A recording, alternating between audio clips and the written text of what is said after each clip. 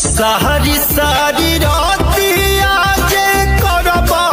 दूर गतिया हो मनबा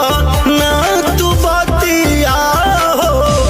कमर मुचकाइए देबा का तू रोइए देबा का। हम रहले रानी सबकी साया खींच के सैया नसल बराते डोरी खींच के हंस पैसे कटी नया साल की माल ससुराल गई हम बहनी अकेले फिलहाल हम बहनी अकेले फिलहाल की माल ससुराल गई।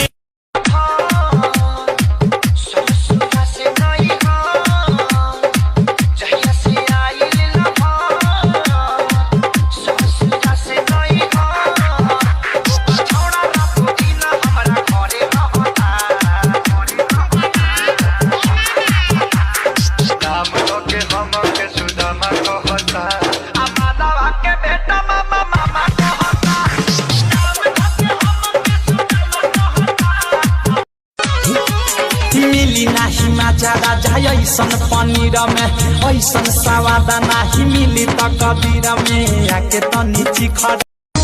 लाजो न लागे तो है पूछे में और सोन बात हो कैसे बनम के कोरा सुतैलू के वाड़ी में किली लगैलू भतार संग काका कई जहिया से गइल बाड़ा गोदी में खेला के लइका तोहर के पापा कहता